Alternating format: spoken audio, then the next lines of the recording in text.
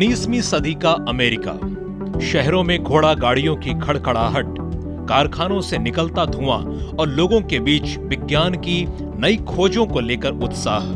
यह वो दौर था जब टेलीग्राफ को सबसे बड़ी क्रांति माना जाता था और आवाज को लंबी दूरी तक पहुंचाने की बात किसी जादू से कम नहीं लगती थी। उस दौरान एक युवक लगातार घंटों अपने उपकरणों के साथ प्रयोग करता रहता था।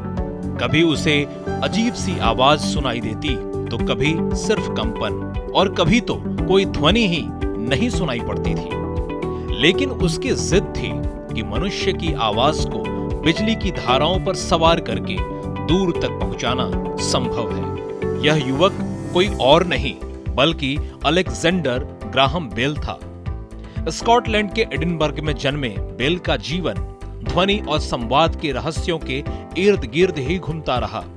उनकी मां श्रवण बाधित थीं और उनके पिता व दादा भाषण व ध्वनि विज्ञान के विशेषज्ञ थे। बेल की वैज्ञानिक जिज्ञासा ने उन्हें उस दिशा में काम करने को प्रेरित किया जहां मानव आवाज को मशीनों के सहारे कैद कर लंबी दूरी तक पहुंचाया जा सके। वर्षों के अथक प्रयोगों के बाद 7 मार्च 1876 को उन्हें टेलीफोन का पेटेंट मिला, लेकिन वास्तविक परीक्षा अभी बाकी थी।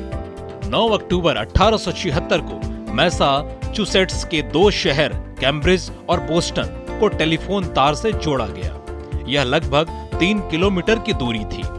बेल ने अपने यंत्र में बोला और उनकी आवाज विद्युत संकेतों में बदलकर बोस्टन पहुंची। वहां मौजूद सहयोगी ने साफ साफ सुना और तुरंत जवाब दिया। यह मानव इतिहास का वह क्षण था जब पहली बार लंबी दूरी पर 2 तरफा टेलीफोनिक वार्ता सफल हुई। तकनीक देखने में बहुत सरल थी। आवाज के कंपन डायाफ्राम को हिलाते, यह कंपन विद्युत संकेतों में बदलते और तारों से गुजरकर रिसीवर तक पहुंचते। वहां वही संकेत वापस ध्वनि में बदल जाते। लेकिन इस सरल प्रक्रिया ने विज्ञान और समाज दोनों को हिलाकर रख दिया। अब आवाज दूरी और स्थान की सीमाओं से मुक्त हो चुकी थी। इस प्रयोग ने यह सिद्ध कर दिया कि टेलीफोन केवल प्रयोगशाला का खिलौना नहीं बल्कि भविष्य का संचार माध्यम है। अगले ही वर्ष 1877 में बेल टेलीफोन कंपनी की स्थापना हुई और जल्द ही अमेरिका के कई शहरों में टेलीफोन लाइनें बिछने लगीं।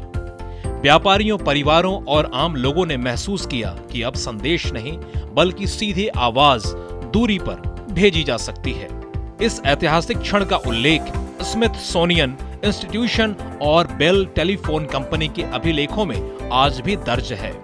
इतिहासकार इसे पहली लंबी दूरी की टेलीफोन वार्ता मानते हैं। यह घटना केवल विज्ञान की जीत नहीं थी बल्कि मानवीय भावनाओं और संवाद की शक्ति का प्रमाण भी थी।